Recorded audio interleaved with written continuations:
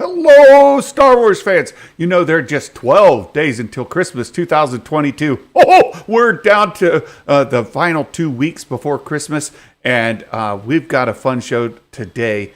There's a lot to talk about, and I've got my friends Jason and Meg with me today. No, that's impossible. Sorry. Search your feelings. You know it to be true. You know it to be true. Yes. It's this finger. It's this finger. It's a good one. It's a normal one. Hey, we've got three major kind of stories to talk about, and we're going to save the best one to last because I think it's a topic that we can spend some time on to make sure we cover it well, because there's different takes that the story could go, and we want to be careful here to report like the way it was, not the way people may spin it. So we'll talk more about that in a moment. But the first story is a lot of fun. It's Diego Luna gets his Golden Globe nomination for Andor. Now this is for actor in a TV series, and he's against some stiff competition, but the only other Golden Globe in Star Wars was Alec Guinness, and so that puts him in elite company. So it's pretty exciting that he's in the running. Do you think there's any chance that he wins the Golden Globe, or it's just one of these? It was just an honor to be. Do you know who he's up against? Like who the other nominees are? Because that's something I don't recall. Yeah, like, you know, if it's like Cassian Andor or Saul Goodman, I'm like, well, does he really beat Saul Goodman? I don't know. I love Star Wars. I want him to win, but you know what I'm saying? But at the same time, like was Andor season 1, like, does it really contend with you know that performance? I don't know. Well, yeah, he's against some pretty tough competition. Because like Luthen was the guy. That's what's weird about it. I think Luthen should have got it, man. Yellowstone. People love Yellowstone. I haven't seen it though. Have you seen it? Yeah. Have you seen it? I have. Yeah, I know Ford's coming to it, like in the prequel or something. I like Alex. Is it worth it? Is it worth it? Is it worth watching? It is. Okay. It is. It's really good. Let's see who else was in the nomination. Trying to find it. It's every time I find it, it's with. Sorry to ask a dumb question, but it's that's okay. Yeah, but I mean, because like, could he win? I think so. At the same time, like politically, it going to Star Wars sounds bad for the prestige of the awards ceremony. I don't know how you put that. I don't think it should, but you know, there's a bunch of snobs out there that, like, you know, you got people like Scorsese saying that superhero movies, for instance, aren't film. You know, but you can't compare Marvel to Star Wars. That's comparing a pile of shit to Star Wars. But the industry sees them as one and the same, Meg. I don't like Marvel. Meg. You're the best. I saw the one about the Green Woman. And so we have Jeff Bridges for The Old Man, Kevin Costner in Yellowstone, Diego Luna, and then Bob Odenkirk for Better Call Saul. And I don't think he beats Saul. I love him. I just don't think Adam Scott for Severance. Yeah. So I think they're just going to have to take the win for being nominated. It's just an honor to be nominated. Just an honor to be nominated, guys. Yeah. But in this case, I mean, Star Wars has only been there once before with Alec Guinness, so it does put him in elite company within Star Wars. Right. So that's Arya bought me the hat. He was amazing. He was amazing, and actually the whole cast for Andor I thought was brilliant. They all did a great job, acting, directing, all of that for Andor is outstanding. So good to see that Diego Luna was nominated there. I mean, we'll see. Our like real win here is that we have a Star Wars show on the same level in the industry as Better Call Saul. That's a huge win. That if you asked me 8 months ago, is that going to be the case? I would have been like, I highly doubt it. Don't get your hopes up. You know what I mean? Well, in Yellowstone, just frankly, Yellowstone is again really top-notch television, and they've been talking about the prequel series for Yellowstone, which is going to star Harrison Ford. Is it Kate Blanchett? Or no, it's not Kate Yeah. Blanchett. Is it Kate Blanchett? So it's Indiana Jones 4 reunion, huh? I want to say yeah. You want to say that? Can I but answer a question in the comments? Yeah. We've seen Weekways many times in live action. We saw them in Mando. We saw them in Return of the Jedi. I'm pretty sure we saw one on Geonosis, or maybe that's a Nikto. Well, Book of Boba Fett. No, we've seen Weekways. I mean, the Cobb Vanth's boyfriend is a Weekway. I'm pretty sure. Yeah. Yeah, he is. Not his boyfriend. His deputy. His bartender. His bartender, boyfriend. The chubby Bartender, guy. boyfriend, deputy. The guy from Deadwood. Also, great show. I'm sure there was a lot of Deadwood.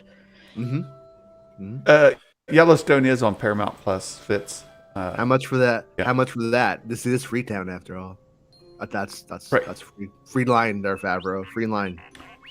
Yeah, and we'll talk more about that in just a moment. The other, I think, significant story, and enjoyed Meg's video today, talking about the Star Wars Bad Batch Season 2 reviews. Now, Meg, just give us the short on it. Like, they got the first, 14 episodes? Yeah. Is that right? They got the first 14, so the last 2 are a complete mystery. And a guy at CNET, Screen Rant, Cinema Blend, and The Direct all saw the first 14. And they all really loved it, and they all kind of say that Crosshair has a lot more screen time in this season. They said there's a lot of twists and turns. And also they talked about a few unexpected Star Wars timeline lore tidbits you would not expect. And it kind of reminds me of what Kyle Katarn said on Twitter a few months ago, when he said some of those Jedi from the Tombs, especially the one in the the Tombs in the Kenobi series, the guy with the big Russian style coat. Well, apparently he's going to be in the Bad Batch, so I think that could be interesting. Genghis Khan is going to be in the Bad Batch. Yeah, exactly. Genghis Khan. Yeah, it said it says it was amazing. It captures the coolest elements of season 1, some pivotal moments in the Star Wars timeline, excellent Clone Wars callbacks, and Crosshair's storyline is incredible. So, and Meg, you discussed how there's been a lot of discussion or speculation about, will Crosshair get a redemption arc? Was his chip Maybe. actually removed? Can I say this, Jason, about what you told us about season 2 of Bad Batch? Or is that something we can't talk about? I don't know what I told you. You told us that you think season 2 is the last season. Oh, yeah. Because I kind of feel like the title of the last episode, Plan 99, is very scary. And I'm starting to believe you. Yeah. I don't know. You would think by now too that season 3 would be in production, that there would be clear signs of a season 3 like being laid out, and I haven't seen any evidence of it. But that doesn't mean anything. That doesn't mean it's not. So I don't want to overstate that or anything like that. But yeah. And then there's this quote as well. It says, it's one of the best Star Wars animated seasons yet. Star Wars animated seasons.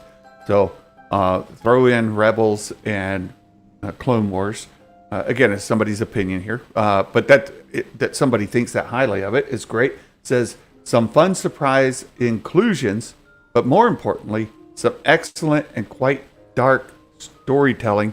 Huge improvement from season 1. Now, I know, Meg, you enjoyed season 1 of The Bad Batch, as I did. Jason, what did you think of the Bad Batch? Just like take it or leave it, or you loved it, or what? Yeah, I'm like I'm like a lukewarm on it. Some good moments, a lot of filler, and I feel like these people who were lucky to see the first, what did they see, 13 of them? Is that what you said? Or whatever. 14 episodes of the show. It's a lot easier to not lose the emotional thread when you're watching like 5 episodes in a row. Things roll in, you get a filler episode, you still have the emotional resonance of the episode before, and it carries over. But when we have to experience this week by week, it's way worse. Like, I can't wait to watch the show. I have to watch it, especially doing like a daily Star Wars show. I got to watch it every week because I got to talk about what happened. But if I wasn't, I would just wait for the whole thing to come out and then watch it like all like over a weekend. And I think I would enjoy it more. And that's why I think these people are enjoying it more. And what they're saying to me sounds like it's exactly the same as the last season. They're like, oh, there's some weaker episodes in there. Yeah, but those weaker episodes, that's a whole week for us. And there's weaker episodes. That means multiple weeks of weak episodes. That's going to be our experience. So to me, it's sounding a lot like the first season, which is fine. Because if you like the first season, it sounds like it's more of the same to me. And when they say darker stuff, I don't really know what that means. Well, I mean, even in season 1, we saw him blowtorch a whole group of people. Yeah. Right? I love you, Jason, but I've got a much kind of more positive take on the Bad Batch. Yeah. I don't see it as that bleak, because I feel as though some of those filler episodes in season 1, if you want to call them that, they did kind of come full circle. I think their biggest mistake, which they've clearly learnt from, is having the 2-part finale on 2 separate weeks, because I really didn't like that break between episodes 15 and 16. And I think I'll enjoy season 2 better when they have 15 and 16 together in the same week, because the emotional resonance kind of stays. Yeah. Because for me, it kind of felt like episode 16 was just the same as episode 15, but a bit longer. Mm-hmm. Like, I was kind of disappointed it was literally just them on Camino again. If it was like part 1 and part 2 on that Friday, I think it was at the time, that would have been much better, I think, because you have like one continuous Camino story arc. Yeah. I like your point, Jason, is that they had the screener, like 14 episodes, they could just binge all the way through. And so, and I saw this quote as well. It said they've seen the first 4 episodes. It's dark and suspenseful with a filler episode thrown in too. So 4 episodes, 1 quote unquote filler, which a lot of people's definition of filler is different. I think a lot of people misuse the term. I do too. But I also think that Lucasfilm needs to go and they need to become efficient in their storytelling, because a lot of times those filler episodes, we can justify their existence with little character moments, right? But they're oftentimes character moments that could be pushed into another episode with large plot points, because it's like you could do 2 things at once. And sometimes the cartoons think that we're stupid. Sometimes they do. Like the Clone Wars was a little bit more involved than some of the more the newer things. That's like one idea. But at the same time, I think that it when I go to do my Bad Batch rewatch before, I'm going to do a Bad Batch rewatch right after Christmas. And I know for a fact I'm going to enjoy it more this next time than that last time. And I think that they learned with the schedule doing a couple of episodes of 2. Like putting an exposition episode with the payoff episode. I'm so glad that they're doing that. That shows that they are learning and paying attention to how the flow has been on these shows. But I do think these cartoons, like these shows, they should drop them all at once, or in giant like chunks, like 2 volumes or something. I think it would be better, because kids, they get to watch TV when their parents allow them to. They don't watch TV on a weekly schedule. They don't watch the like, you know what I'm saying though? Like my kid. I do get it. Your homework's done. You got all your projects. Back when I was a kid, I had to wait till Saturday morning to watch my cartoons, Jason. Right. I'm also older than dirt. Right. I get it. Yeah. No. But at the same time, when adults are watching it, adults would get a better. I got more of a payoff from Tales of the Jedi. I had a great experience with Tales of the Jedi. So I just got to sit there and watch like all that I wanted to. I was like, I'm in Star Wars cartoon mode. Let's do it. And I didn't. I had a fun time. If I had done Tales of the Jedi bi-weekly, like one a week, I would have enjoyed the show way less.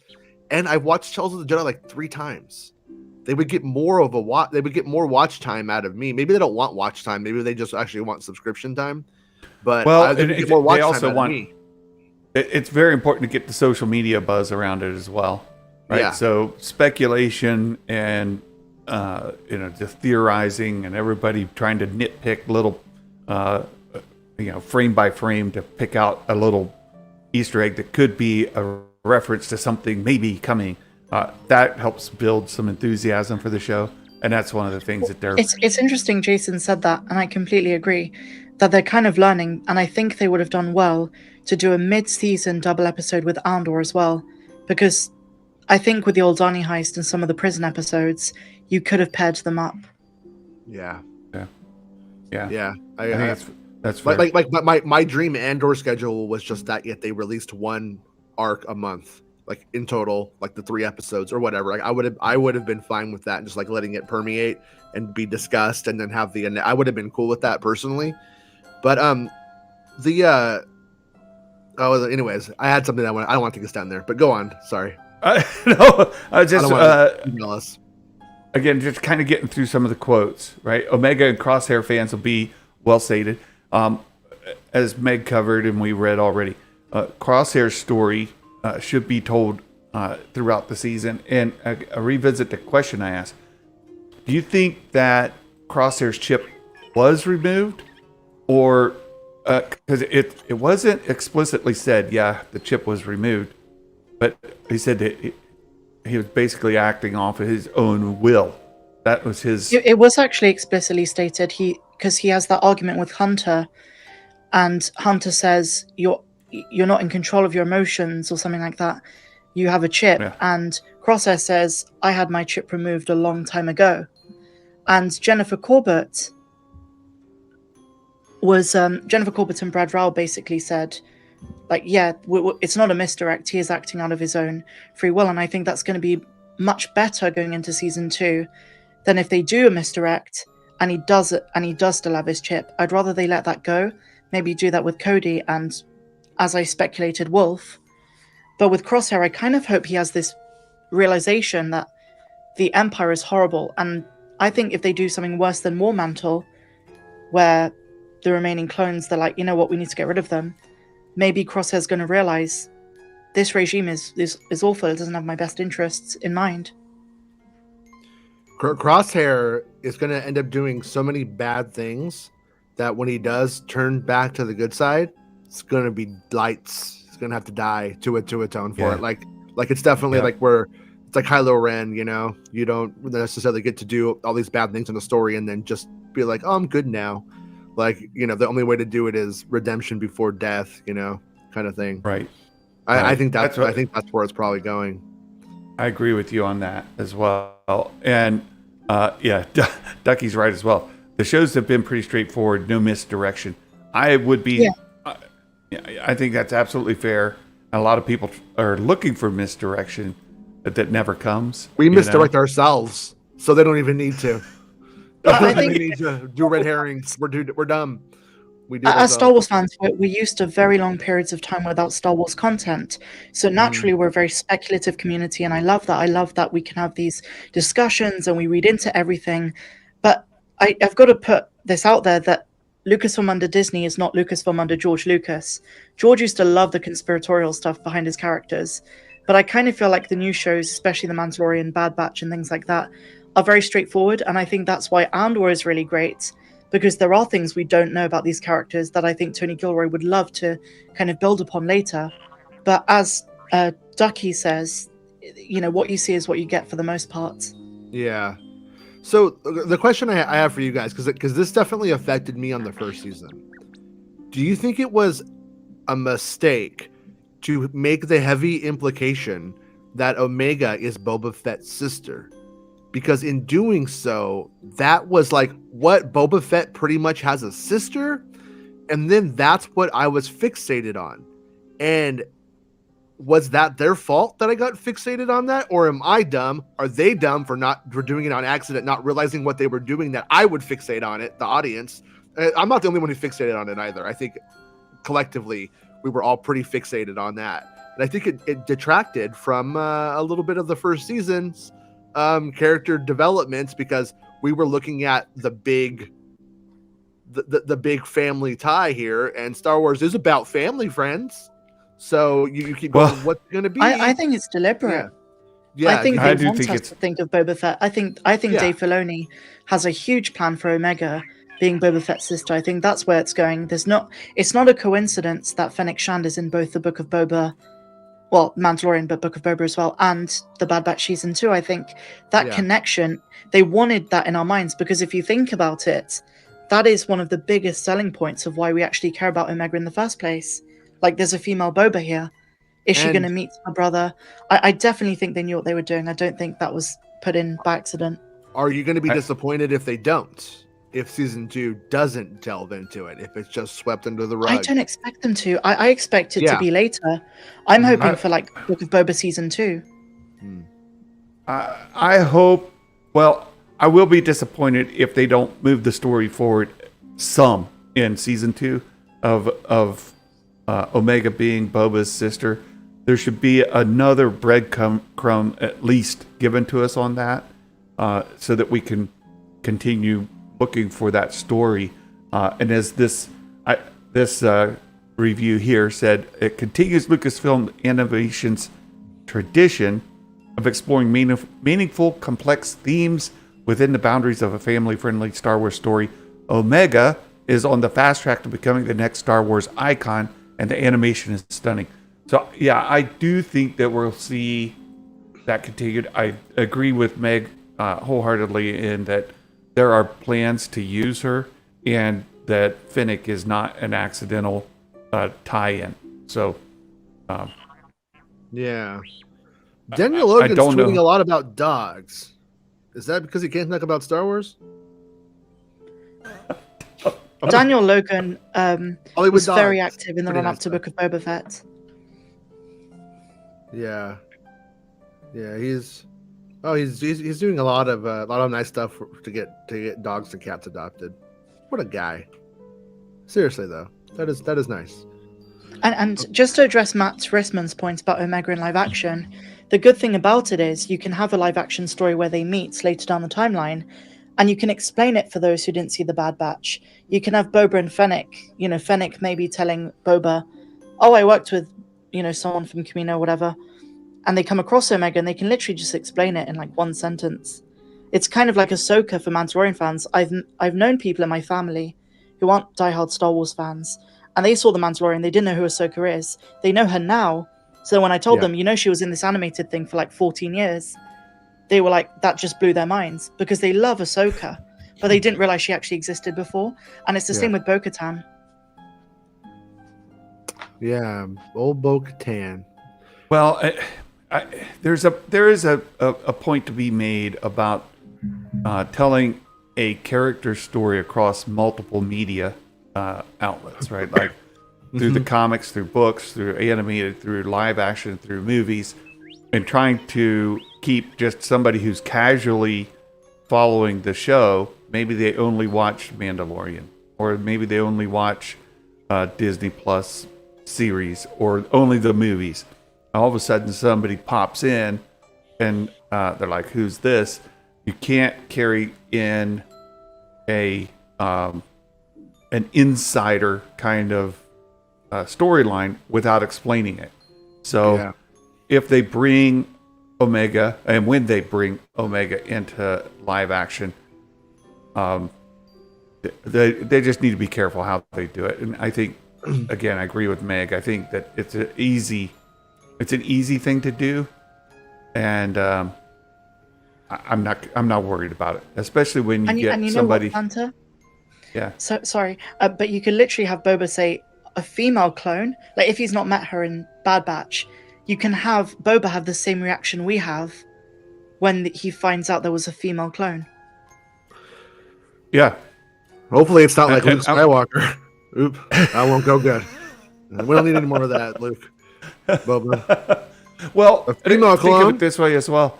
I mean, it could be like when Mando met Ahsoka, right? There was a little adversarial moment, and then he finds out more about who she is, and we get some contextual story right off the bat, right there. So if you've never met Ahsoka before, that happens in that encounter, and like Meg saying, we could have a thing similar to that, and it could start off adversarial, or Fennec's already been established. All we have to have is Fennec say, there's a little thing that I've been meaning to talk to you about for a very long time. And don't get mad. It'll be okay. But you have a sister. I honestly don't think she's gonna recall. Like if you look Fennec. at all her Fennec, all her I agree space with you. adventures, that one it doesn't feel very like notable, like it would stand out to her. It seems like it would be easy to forget that one. You're messing with my head canon. Yeah, Yes, well, leave, no, I mean, leave me in my happy space. The best proof of Okay. that is that Oh, well. Fennec said in the Bad Batch that she doesn't ask questions. I literally, genuinely think in the book of Boba Fett, Fennec does not put two and two together that that girl she worked with 20 years ago is her boss's sister. Yeah. Matt, I wasn't talking about Luke and Ahsoka. I was talking about Din and Ahsoka. But yes, I know. You give me a hard time. If clones aged at double the rate, does that make them child soldiers? Oh, Anyways, was it weird George when Tom Carlin Hanks stuff. was a kid and got like an adult girlfriend? Was that weird? I saw another one of those kind of things that says putting a bigger bedroom or bed in your bedroom gives you more bedroom while reducing your bedroom. Think about it. Think about it. You know what that is, Santa? That's like everyone's uncle at the Christmas table. They say an anecdote like that. Two people laugh and everyone just moves on. Okay, well, let's just move on then. Yeah, we don't want to talk about uncles at Christmas right now. We don't need any of that in this show. Yeah, there's a couple of questions in the chat. No, I am not watching the World Cup, Barry. I'm familiar with it. I know what's going on, but I'm not watching it that closely. I know that America got beat and England got beat, and now Portugal and somebody is still alive or something like that. It's Argentina, Croatia, and then tomorrow it's France, Morocco. Okay, France and Morocco. So I think a lot of people are pulling for Morocco just because they're like the big underdog African nation that's I have gone further in Moroccan the World family. Cup. And I Really? have French family. Nice. Sweet. So you're pulling for So since they're playing each other, do you have? Are you rooting for one over the other, or? I just looking kind for of a good hope match? Morocco win the World Cup, just because it's been one of those really unpredictable ones, and it'd be nice that an African nation wins. Yeah. But otherwise, I just really hope Argentina don't win.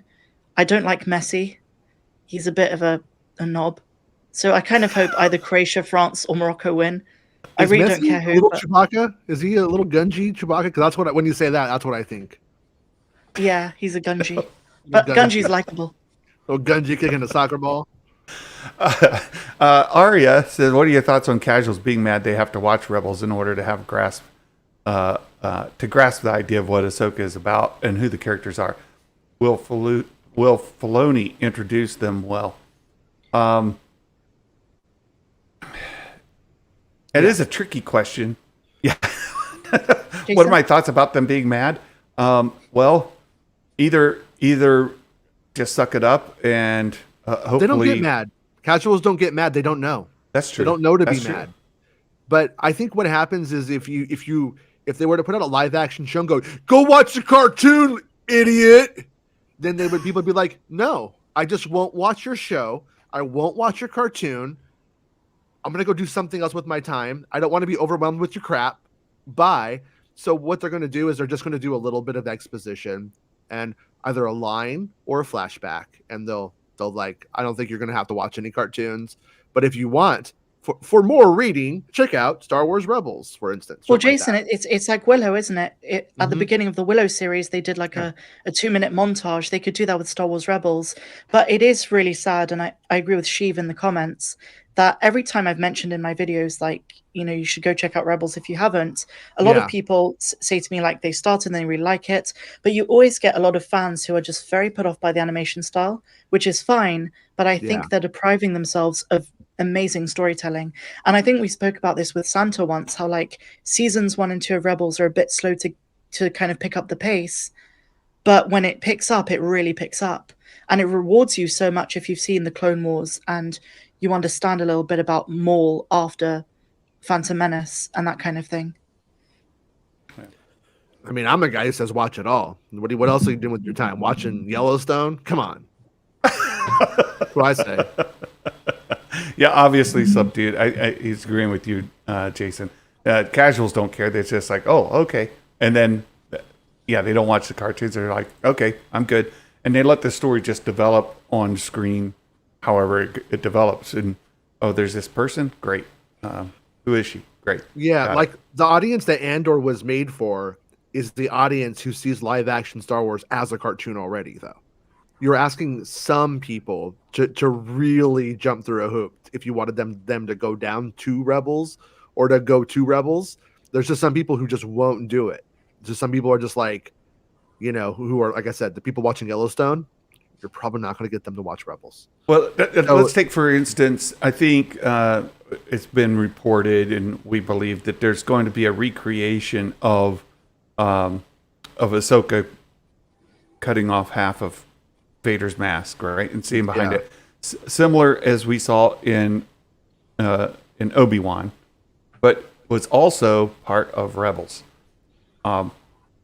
For those of us who have seen those other shows and other stories, it'll be like, ooh, that thing, right? And it'll have a weightier impact on us because of it calling back to memories of these other stories.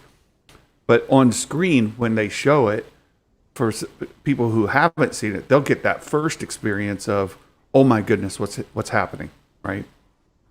So I think it can be great. Well, I think Twilight of the Apprentice and Rebels was really cool. I do agree with fans who think it's going to be weird to see 2 live action versions of a very similar type of attack. But I do think, because I know this was like Jason's scoop ages ago, that this is going to happen in the Ahsoka series. And I'm kind of hoping they make it look aesthetically very different. I hope it's not exactly the same because it's just going to feel so underwhelming. I feel as though if they did a moment in Kenobi that was a bit different, where he maybe didn't cut off part of his mask, but then the emotional impact is reduced. I don't know how they go about it, but I hope it looks a bit different. I don't want it to be exactly the same.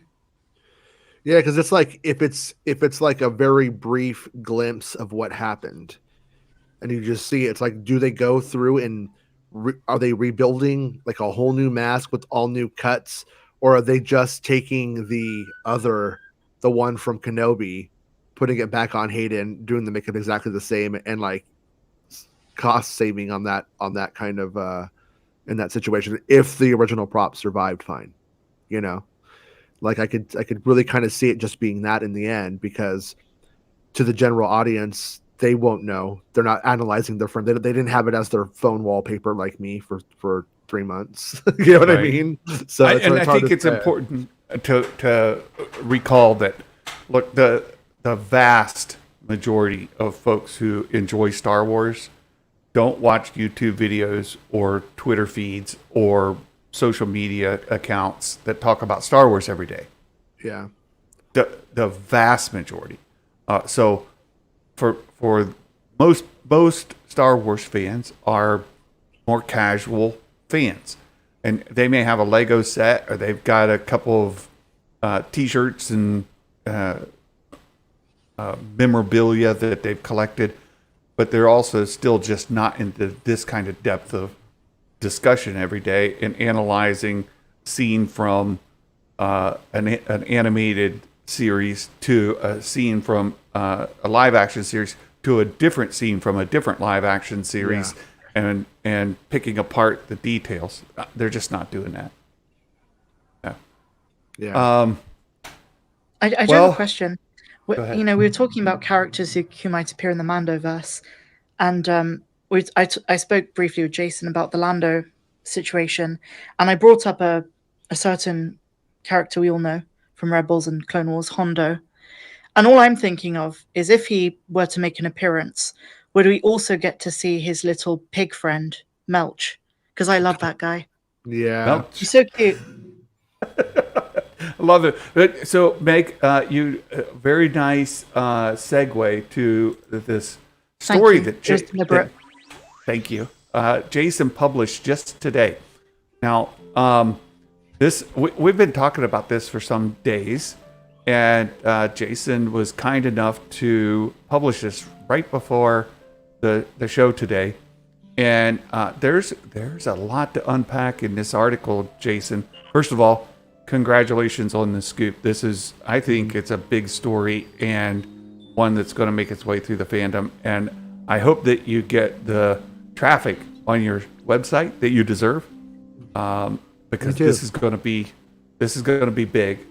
In my opinion, I think this is going to be big. Like I was telling you before the show, some of these people crack me up. It's like they, they'll go get 50,000 hits off of it on their video, and it's like, well, I just bought you dinner.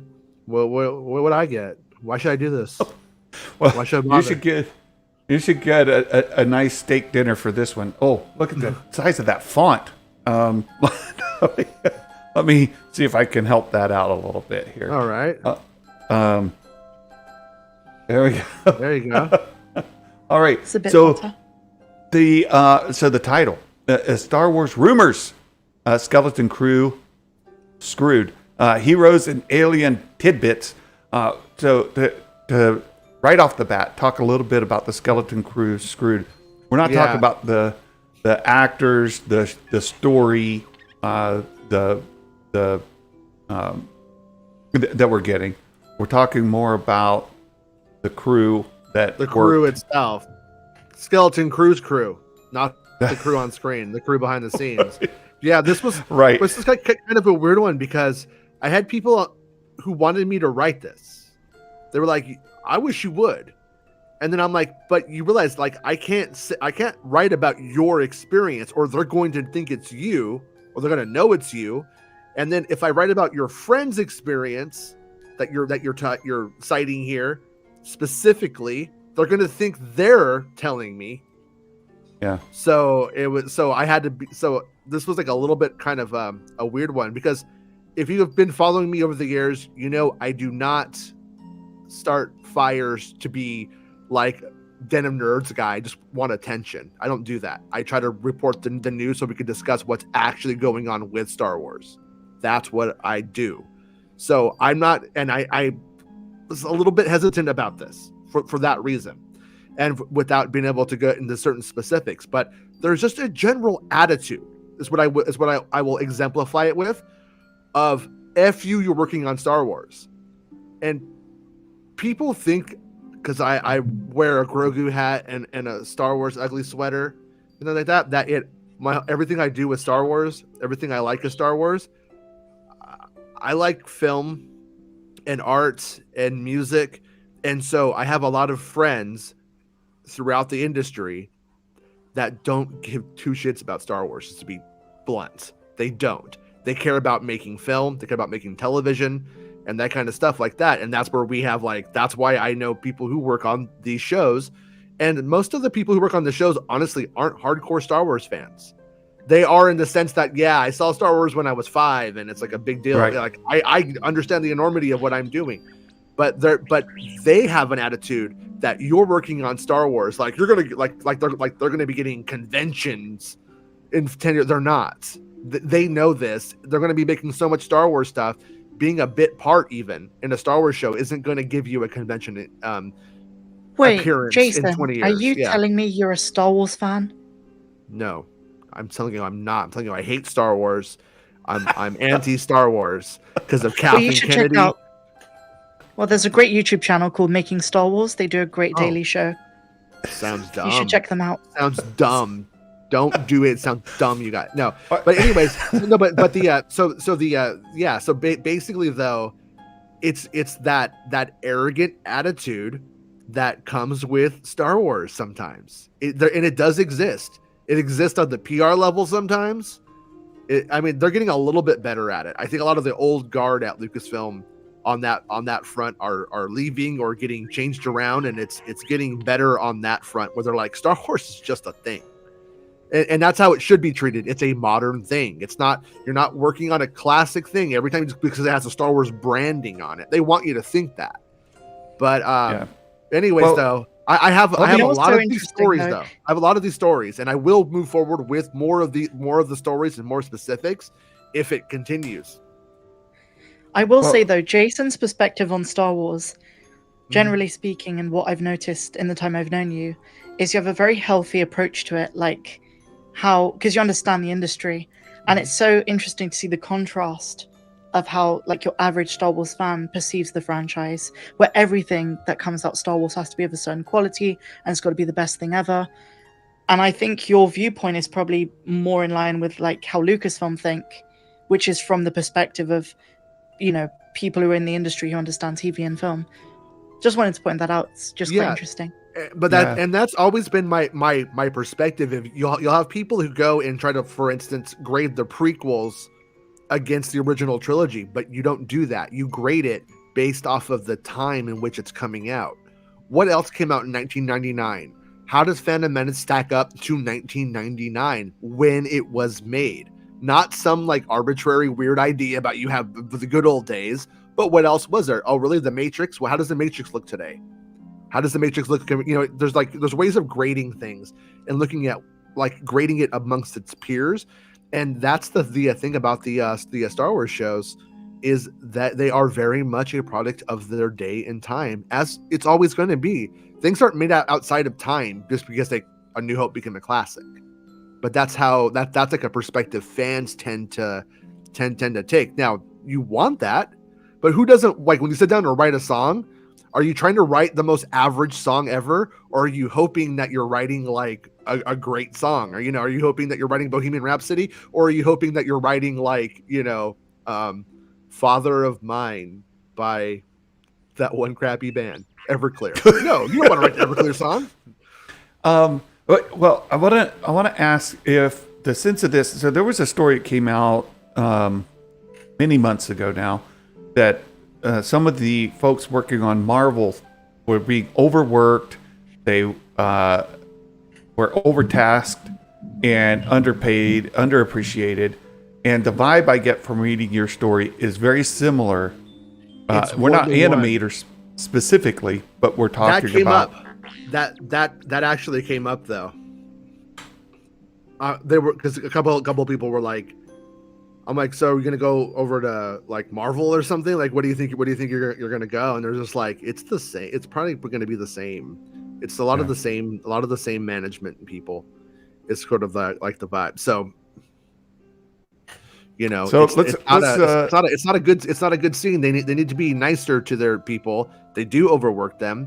They do have grueling schedules, and then they treat them as if they're disposable garbage, and they're not, you know, and it's I hope they could change that culture there. And I hope it's eye opening to some degree, you know.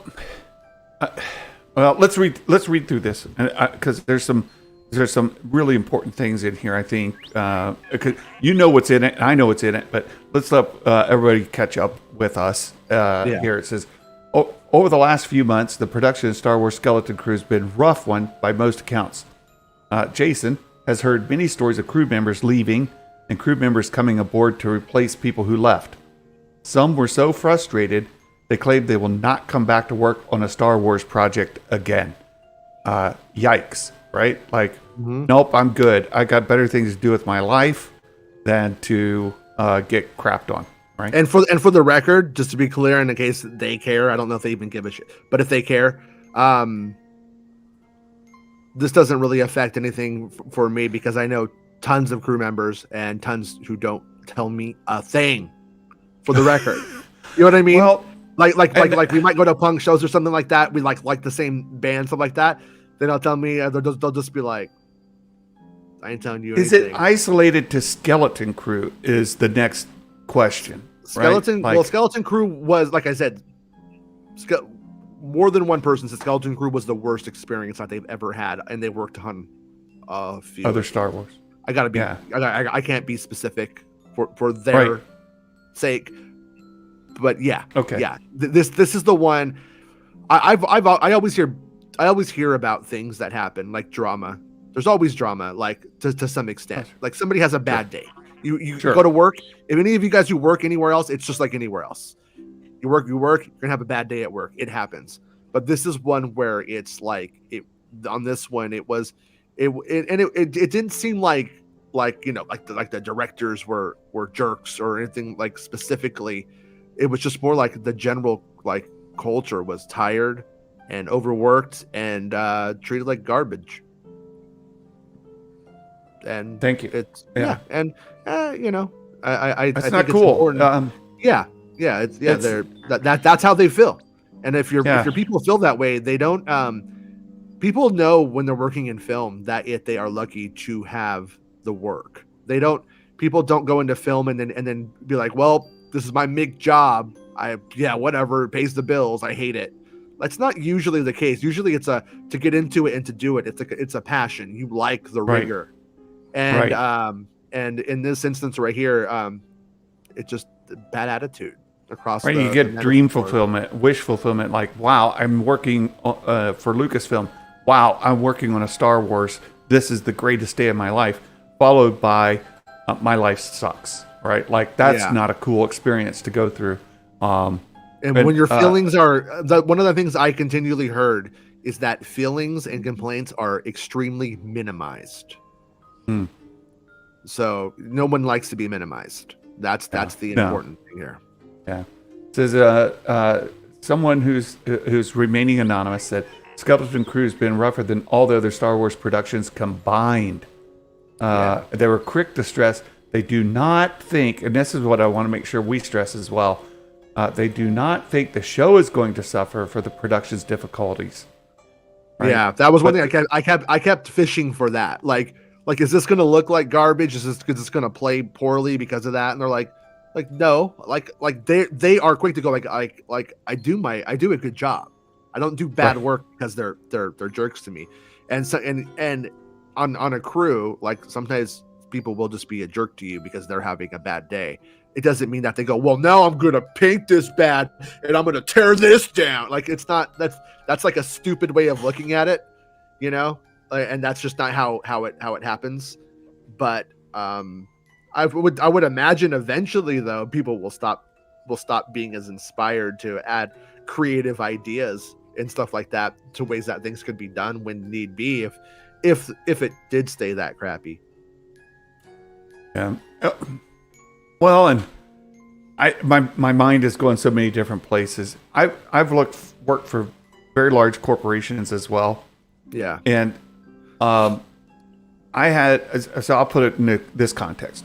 I have an education degree. I taught social studies in middle school, and then I became a corporate trainer. And within the company I worked for, there were multiple training departments across multiple divisions across the company.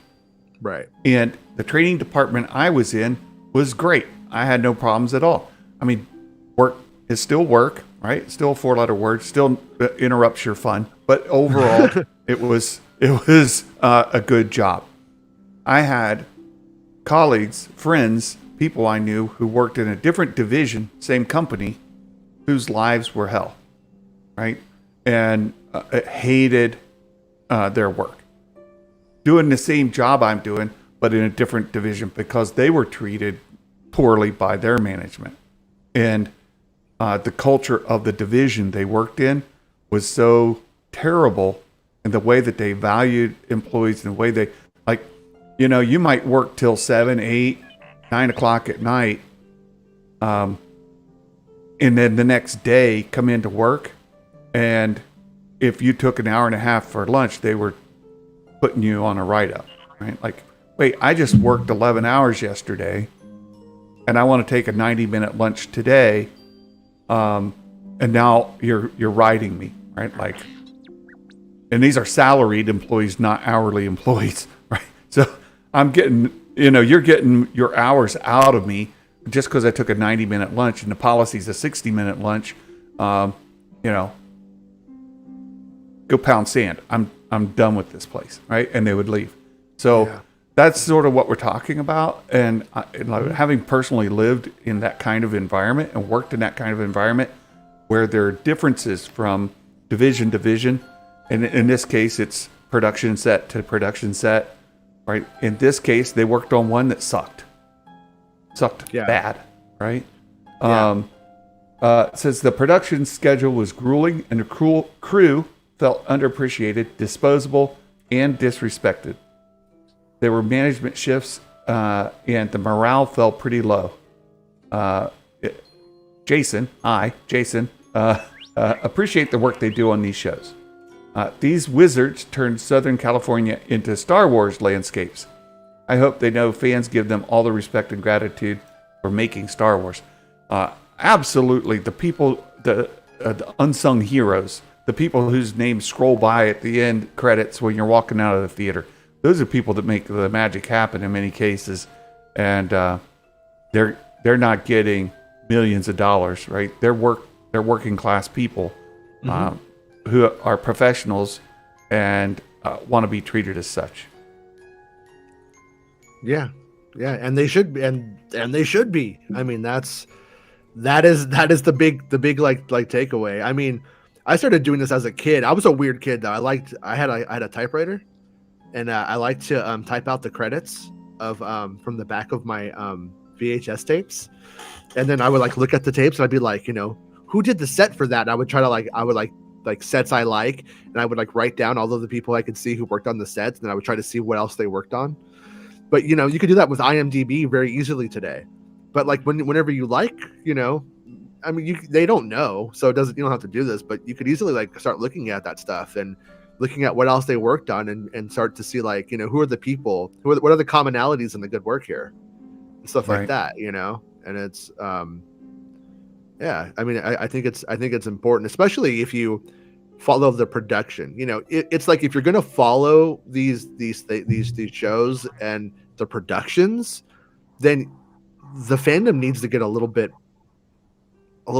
more educated and up on how things work, because like the content creators are purposefully stupid, so that way they could spin things. John Favreau hates Jude Law.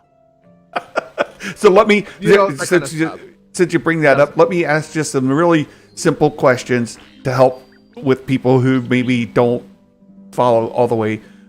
It's all Kathleen Kennedy's fault. Is that a fair assessment? 100%. No, he's there every day going, be meaner. Be meaner. I mean, there is a philosophy that says management philosophy flows downhill, right from the top. And if they were experiencing really poor management, that management philosophy, where'd it come from? Mm-hmm. Did it come from Disney? Did it come from Kathy? Terms of that concept, we could say it either doesn't permeate all the way down or it doesn't pertain, because then every single one of these productions would have the same issues if that was the case. And that's why they don't. That's why I'm asking this for clarity, right? Yeah. I want to make sure that we make it clear it's not Kathleen Kennedy, because it doesn't universally apply. So if we boil it down, would you say it was the showrunners that brought in that environment? Maybe. I mean, there's different levels of management. I can't be too specific. I know. Because you know what I mean? I don't want to get somebody in an office who's like, hey man, I don't know. I just make the coffee. I don't want that. Well, I know how these headlines will get spun out of this story into social media and other YouTube videos. It's going to be covered by some very big channels, and they're going to say this in ways that I want to make sure we're not saying. Yeah. We're not saying that this comes from Kathy. We're not saying this comes But from the showrunners. I mean, I get into the minutia of Star Wars, and I talk about Reva's story arc, and then one guy goes and makes it into a bait and switch race baiting thing. So I don't think we could actually win this fight, Santa.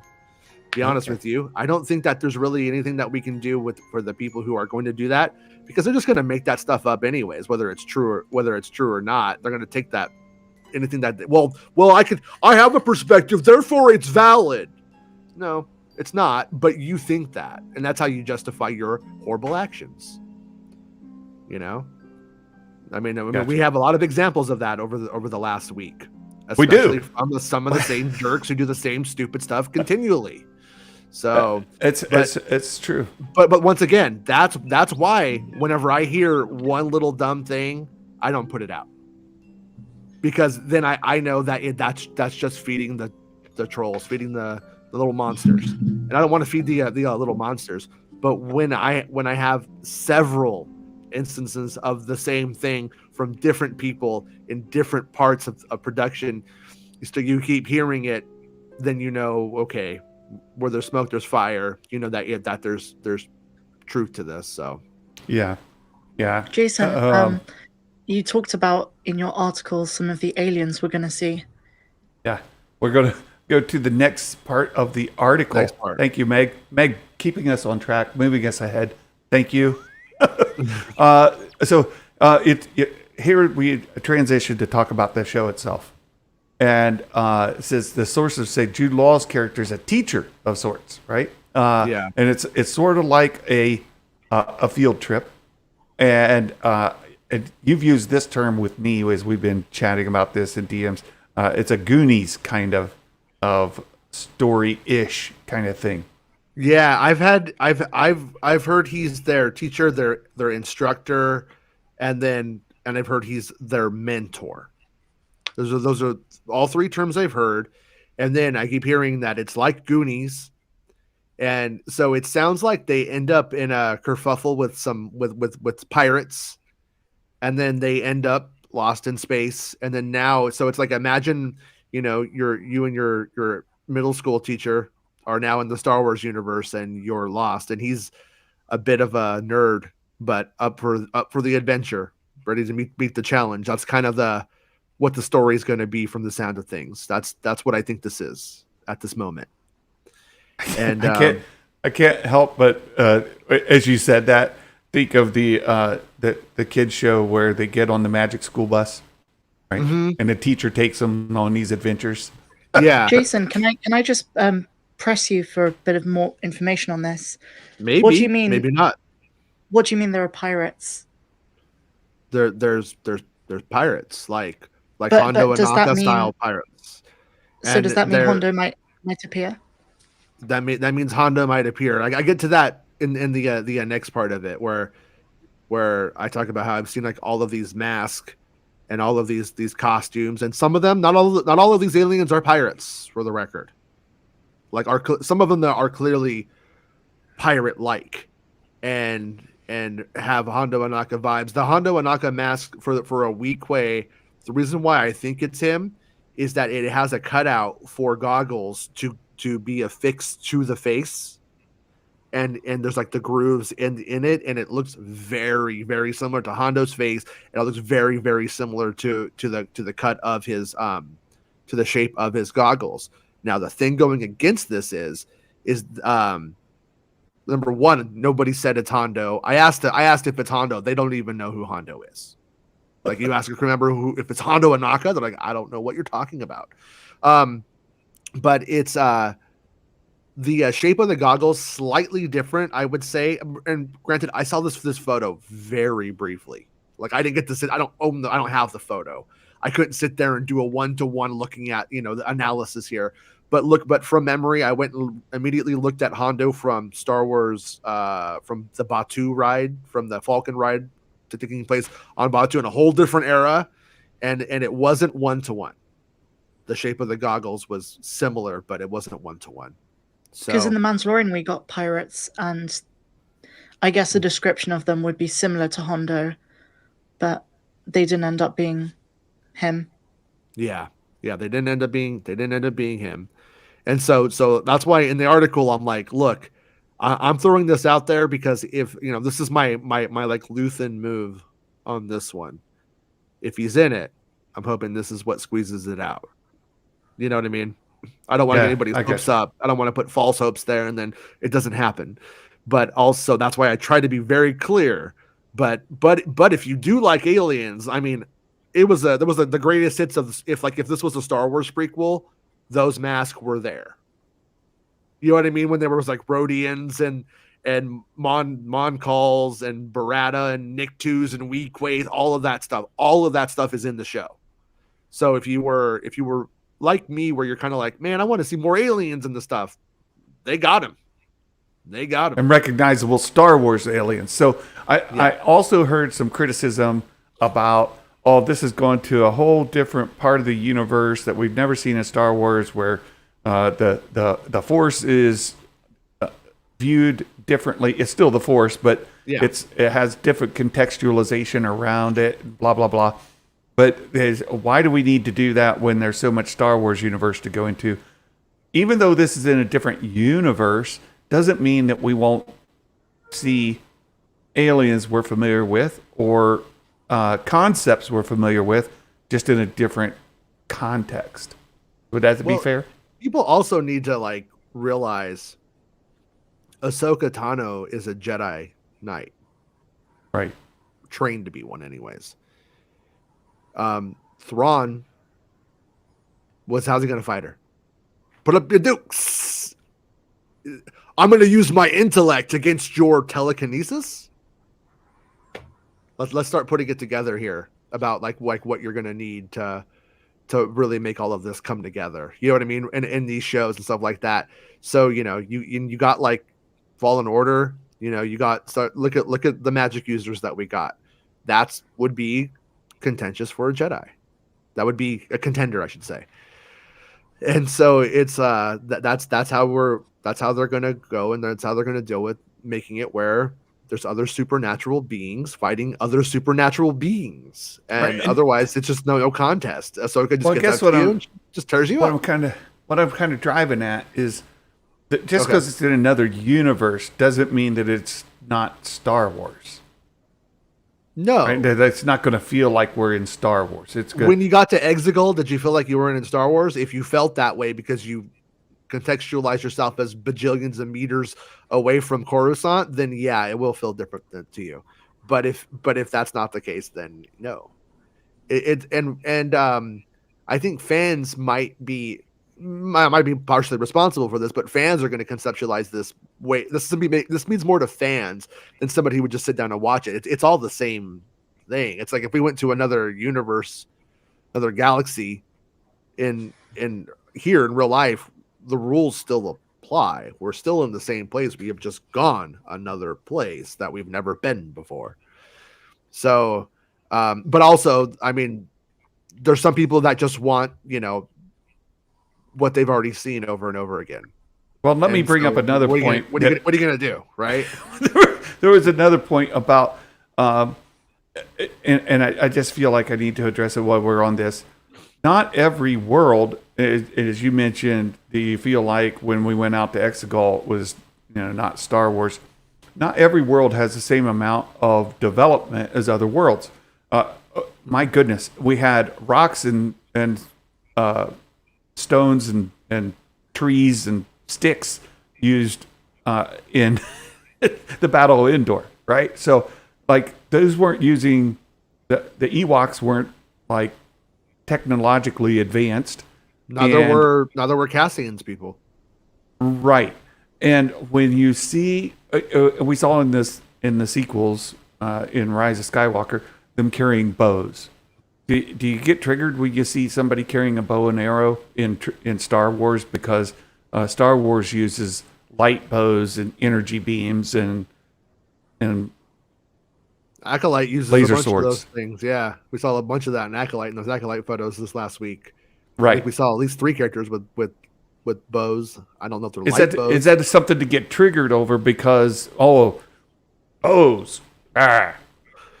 Some people just get triggered by fun, Santa. Remember? Did you That's watch the Dungeons and Dragons cartoon when you were a kid? The kid had I the kid did. had the light bow. That's what Filoni used for the Night Sisters because of that. That was what made him bring that back, and I was like, that was a good idea. That was a very good idea, Mr. Filoni. And yeah, and the horses on the ship, right? Like, if that stuff triggers you, I don't know what to tell you. Like, Yeah.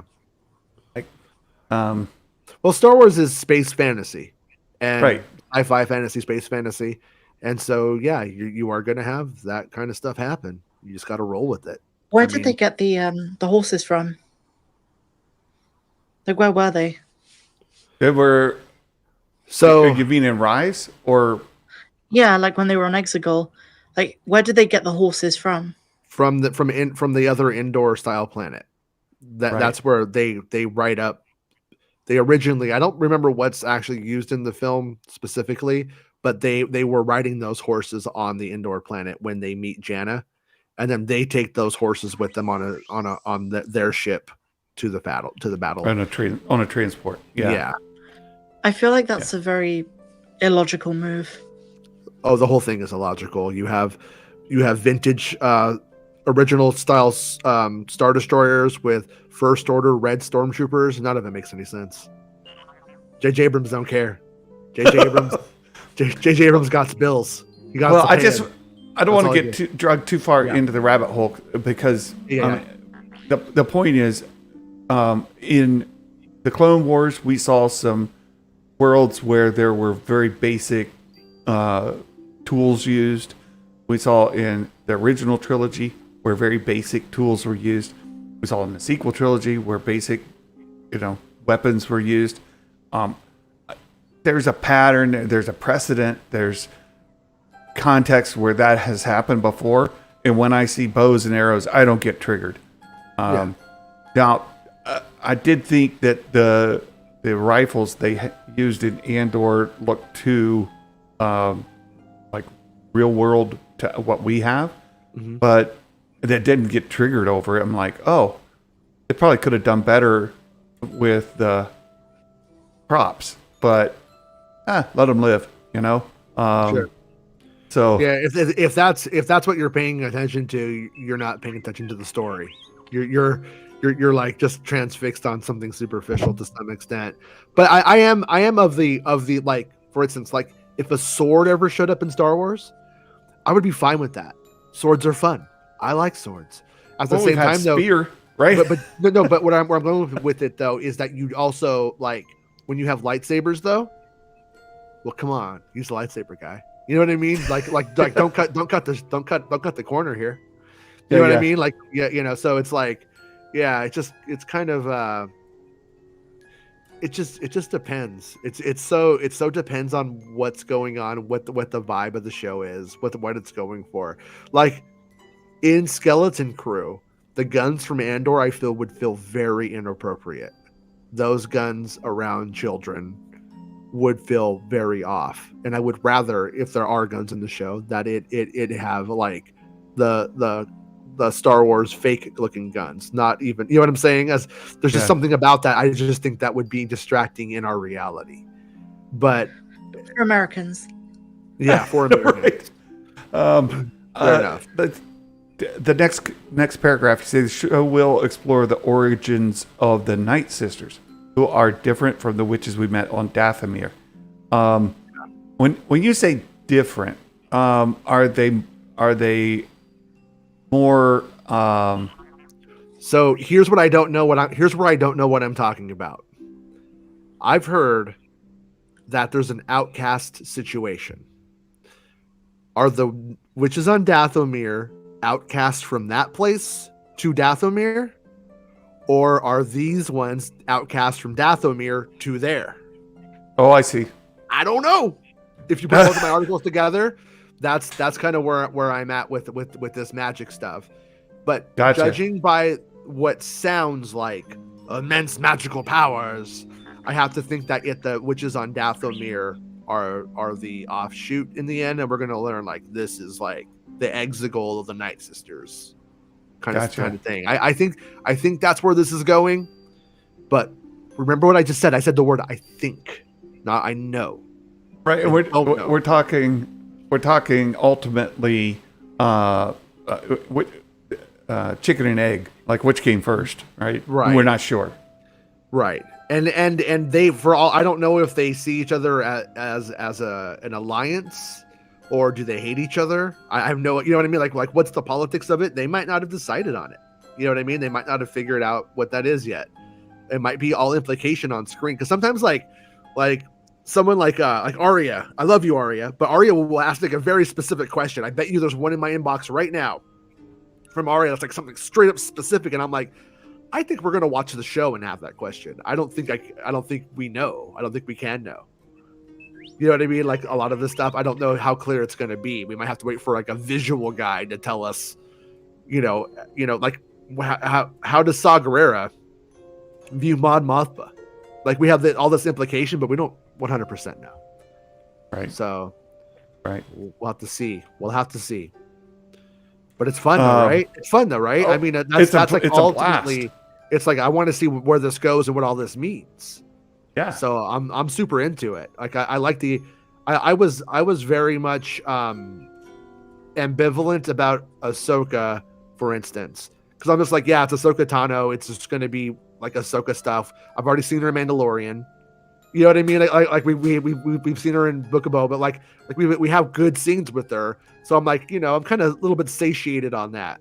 But then I'm like, oh, okay.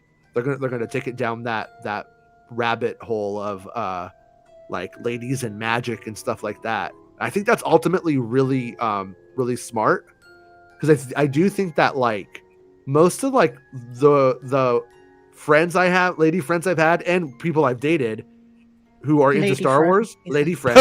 No, I heard that too, Meg. Lady friends. They no, but they all like that. They all like that like fantasy magic stuff. Yeah. And it's like like the and like Katie Lucas when she was writing the Night Sisters originally, she's like that too. She's like listening the whole, watching The Craft, coming up with the Night Sister stories. Like she told me that on Twitter. And it's you know what I mean? So it's like it's completely, it's it fits. That's who it's for. And so I get that. And I don't know. I'm curious as to how some dudes are going to take it in the end. I don't know. It's being made by dudes, so I'm not sure exactly how that ends up translating. You know what I mean? But it's was Meg listening Jude Law to it? is all about the magic fantasy lately, because he plays Gandalf, doesn't he? In the not Gandalf. What's his name? Dumbledore. Yeah, he plays a teacher, Dumbledore. basically, right? Basically a teacher in that too. In what's it called? The Beasts film.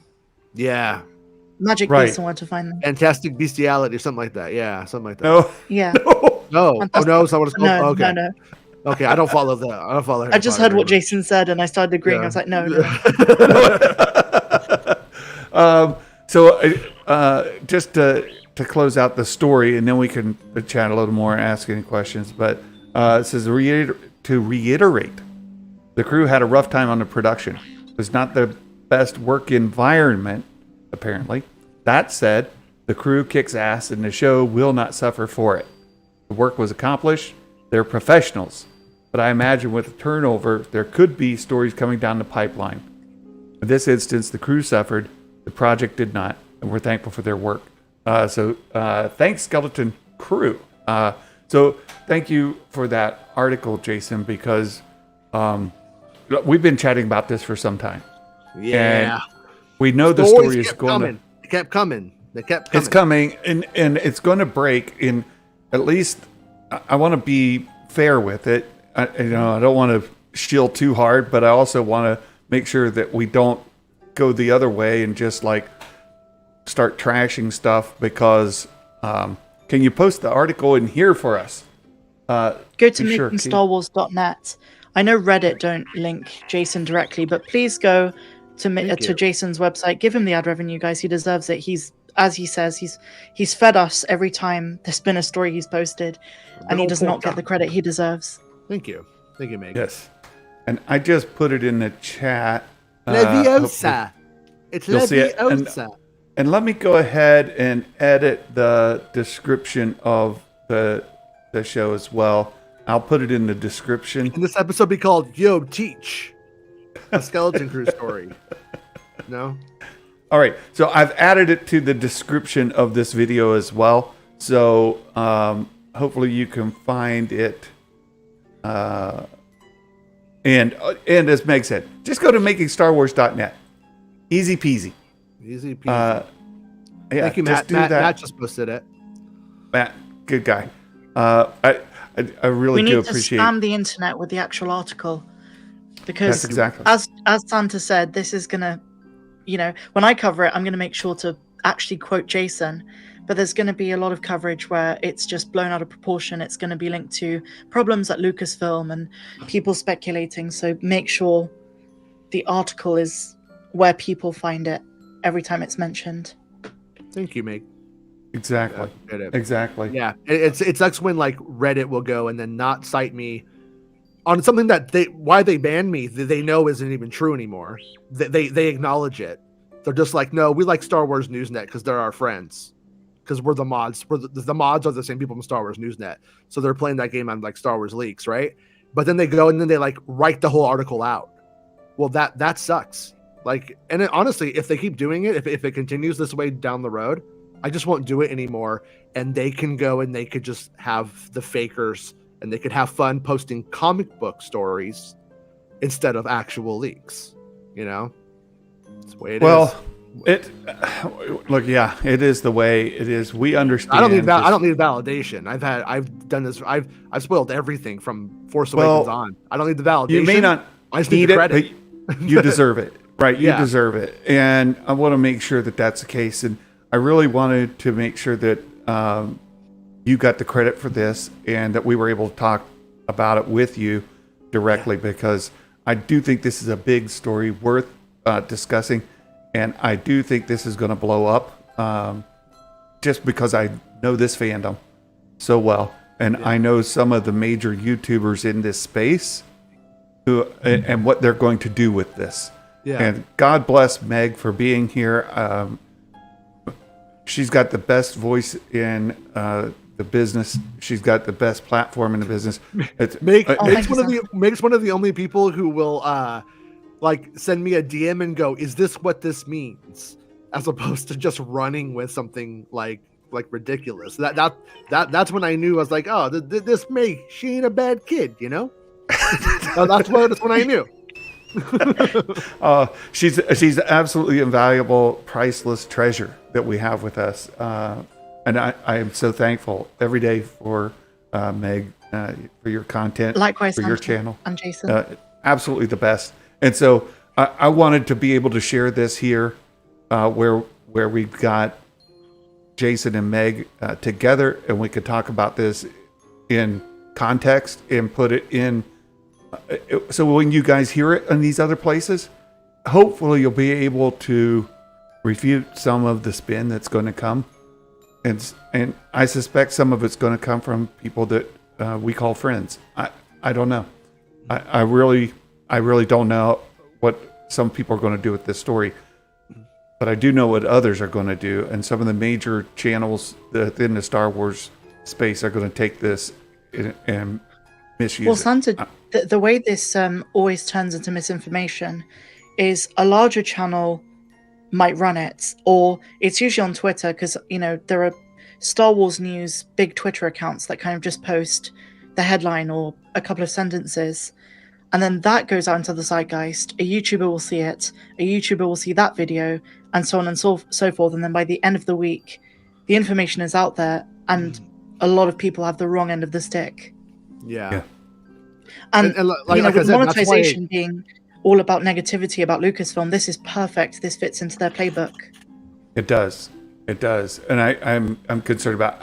And again, I'm glad we were able to talk about it here, and tell the story as we know it, and be honest. Look, it's a sucky work environment, and I've worked in sucky work environments with people in sucky work environments, and the people are great people, and they're doing work out of a passion, a great place, and to not be treated as such is a terrible thing, and that deserves a good amount of our ire.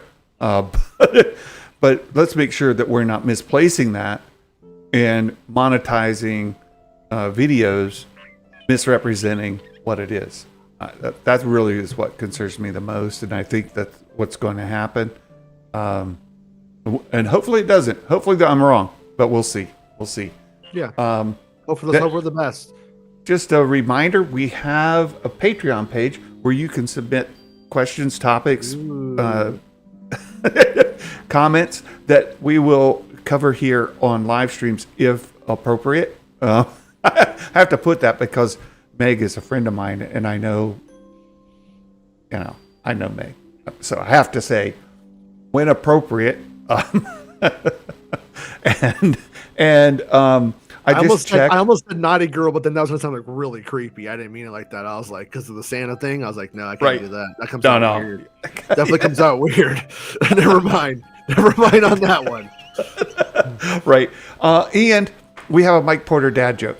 And Mike Porter's dad joke today, he's on a Christmas binge, which is great because we are in the holiday as represented by Jason right there. Right.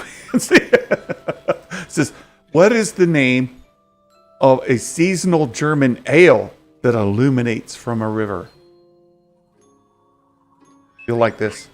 Rudolph the Red Glow Rhine beer. That is the most dad joke of dad jokes. Yeah, I love it so much. That's like double dad joke right there. That's dad joke inception. That is just so good. It is so good, Mike Porter. That was wonderful. Santa, I have a question before we go. Yeah. Can we expect a Christmas message from you this year? Oh, I think so. I did one last year. It was great. My whole family watched it. I put the Chromecast on, and so my whole family watched you on the big screen. Oh, that's wonderful. Your elves address. That's great. Thank you, Meg. That's wonderful. Yeah, and I told Jason I almost appeared today in full Santa getup because every day. You texted me. You said, "Wear all your Christmas clothes. I'm gonna do it." And I showed up like this, and then you're just a dude in a cool shirt. It's worse than that. Anyway, every day between now and Christmas Day, I'm doing Santa visits. And I've got like 8 of them today that I'm doing, which is great. I'm super excited about it. And Kathy wanted to go out and go shopping today. She wanted to be able to run and not be tied to coming back to make me. She puts the curler and the hairspray and stuff on the beard to make it look really nice. But she didn't want to be tied but to my schedule and coming back. Extensions. Fake Santa here.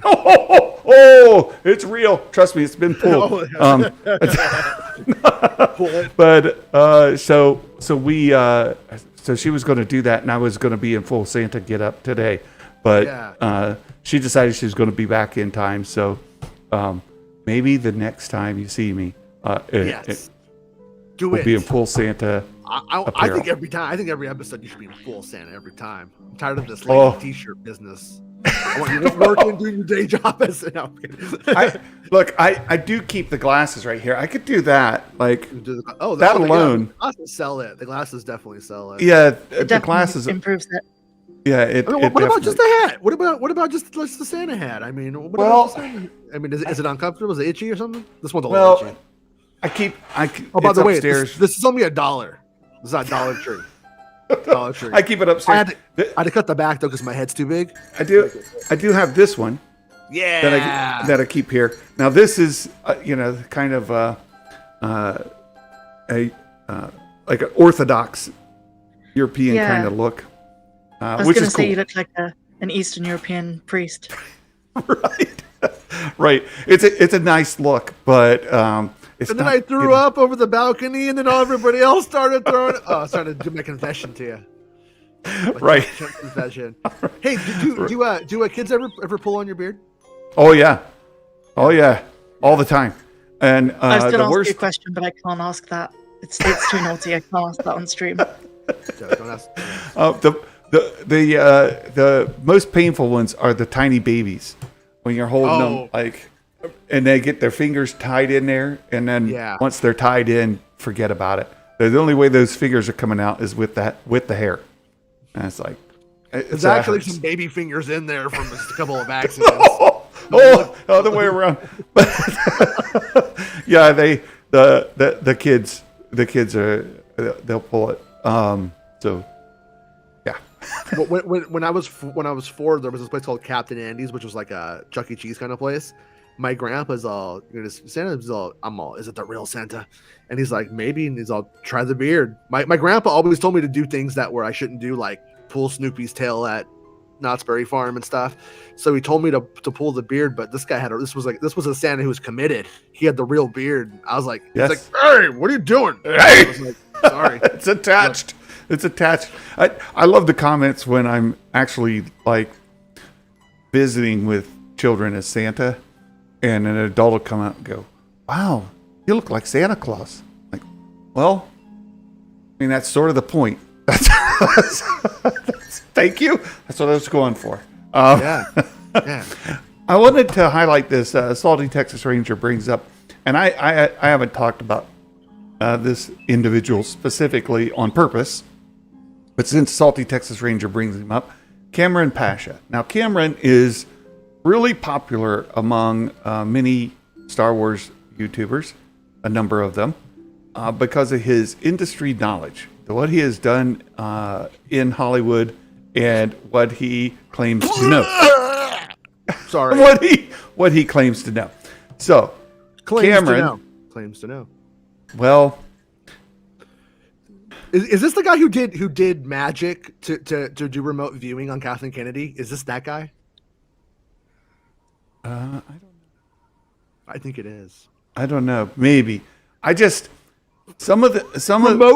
Remote viewing of Kathleen Kennedy's office, and he saw Favreau's name placard is on Kathy's desk. She has been replaced. He is when I've watched him a lot, he makes inferences based on information. He makes inferences and then acts like those inferences are accurate because of his expertise.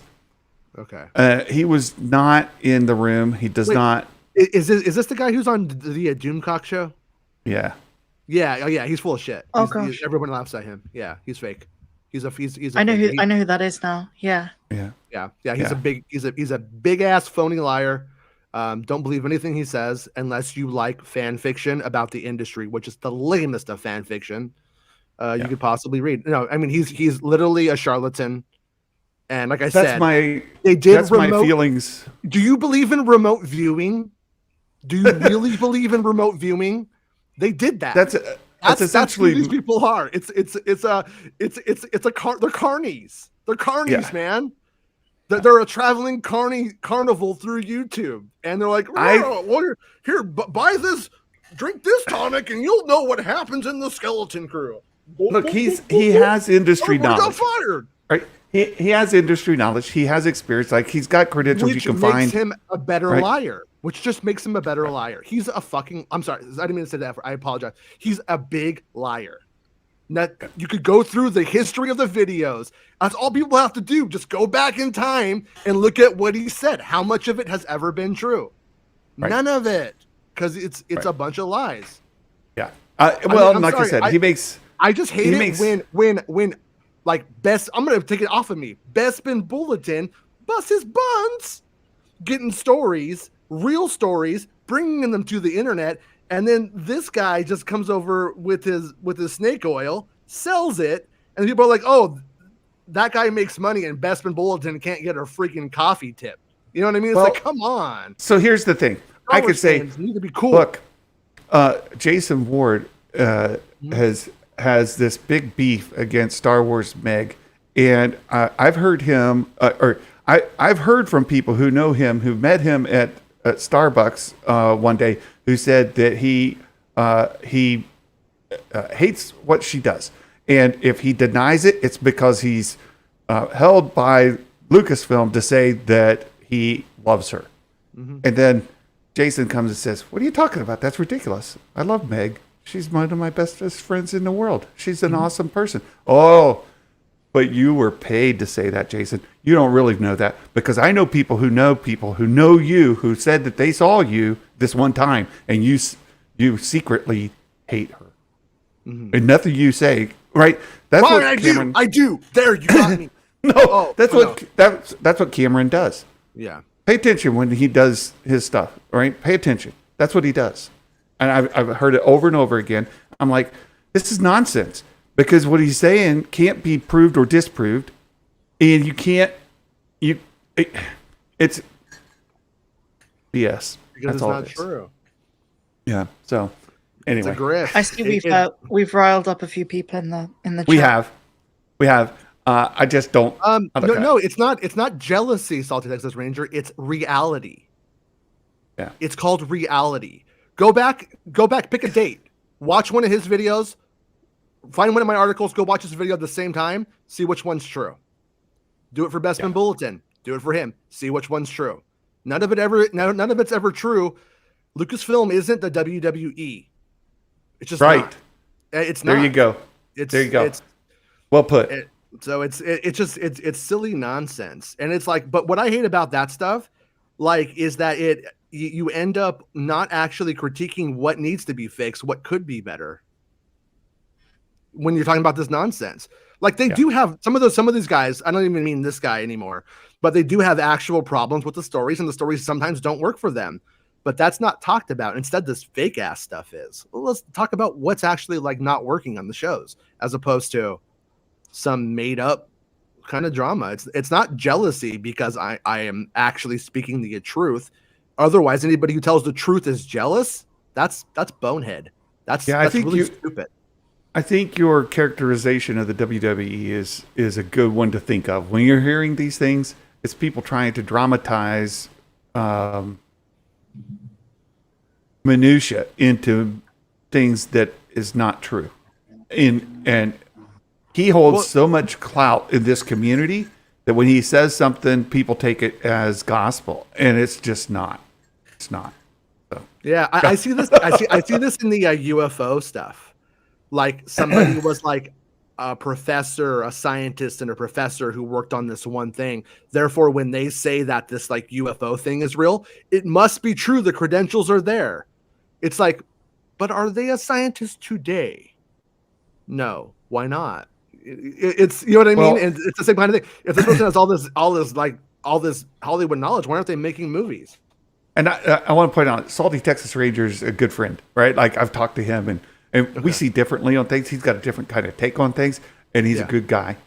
We're not throwing stones at you, Salty Texas Ranger. I will fight you, Saul. I will fight you. I am the Texas Ranger. I am Chuck Norris. No, I don't mean that, but I mean like literally, like I don't have the patience for made up lies. It's a waste of time. And it's ultimately stupid, and it's not real. And like I don't hate Kathleen Kennedy. I don't have like a love for her, but at the same time, like the level that these people take this garbage is stupid because it's still a real person. Like that's the whole thing. Is there's this attitude of like, well, she got a good job, so F her. Well, not really. I mean, there's plenty of things to critique Kathleen Kennedy on. You don't need to go downtown to Fake Town. You could just actually critique the things that need to be critiqued. Now, this is another one that's pretty easy. So the story is Cameron Pash had, said that she got a $25 million severance package to leave Lucasfilm in 2023. We'll be able to check that. And then what if she leaves? Then she's going to leave. She's already been there for 10 years. Right. But when does she get the $25 million? Is there a severance package even involved? Here's the thing, though. Well, there's an end of a contract involved. That's why the story is also BS. You don't give a severance package to the end of a contract. You got paid for the contract. You don't get a severance on the contract of $25 million. That's what I'm saying. This will be easy to check. So let's just put a pin in it.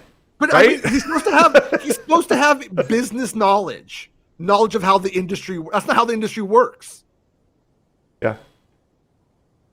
Yeah. It's not. I mean, it's what a clown. Yogurt. I like it. Start an office pool. Yeah. It could be one of those drinking games, except you might not be healthy Like every time he says something untrue, you drink. But I don't. That's may not be a smart thing to do. No, And if anything, if Kathy is done next year, then it's just a lucky guess. Because people have been saying the same thing throughout the sequel era. They've been saying it since 2016. Yeah. Mm. So, I mean, after 5, 6, 7 years of it, you keep saying the same thing, you'll eventually you'll be right, of course. But it's in my opinion, anybody who said it more than once and then appears to be right one day, it doesn't count. Well, I've got a made up scoop for you. Can I give a made up scoop that's completely just made up? Santa's not coming to town this year? No. Bob Iger actually gave Kathy a $25 million signing bonus to take his job. And she's going to be the next president of Disney, CEO of Disney. And that was just her signing bonus. You want to know what my sources are saying? Bob Iger actually has a glass eye, and it's magic. And he takes it out, and he gives it to you, and then you become the Iger. It's called the Eye of the Iger. And when you get the Eye of the Iger, you become the Disney overlord. And he didn't give it to a Chapek because Chapek was a patsy the whole time because they created that virus. So let's just leave it at that. All right, enough foolishness. Hey, great story, Jason. This is great. I appreciate your time. And Meg, beautiful. Again, your story today was great. Make sure you see Meg's video today, and I have a feeling we know what she's going to talk about tomorrow. So, you guys, thanks for hanging out with us again today. Eye of the Iger, right, Meg? Tomorrow's Eye of the Iger. Eye of the Iger. Thank you. Very nice. Eye of the Iger, it's the thrill of the fight. All right. Jason, can you pick for us? I can do it. I can get Santa demonetized. Here we go. You singing it though, Meg? Wait, is it? It's actually on D, so 2 frets up. It's D? Yeah. I've got my bass. It's Okay, here's how I know what to step down, but I don't know how to play it. But okay, so it'd be D.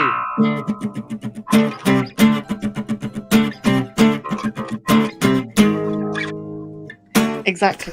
Okay. Nice. Xana didn't sing it, so I guess we blew that audition. Another audition blown by our band. Hey, you guys, thanks for hanging out with me today. Be out with my dad tomorrow, so no live stream tomorrow. We'll see Thursday or Friday. Hopefully, really quickly. How's the shoulder? The shoulder, he had his checkup. It's healing, but they don't want him to use it until next year. So he was supposed to start rehab this week, but they said no. It needs more time. We'll do that. December 29th is his appointment where we'll start talking about the rehab again. All right. So nice. that's it. All right. Well, you guys, thanks. Glad he's doing it. Good job. Yes. Thanks for hanging out, and we'll catch you all next time. Until then, my friends, ho, ho, ho, Merry Christmas, and may the Force be with you always.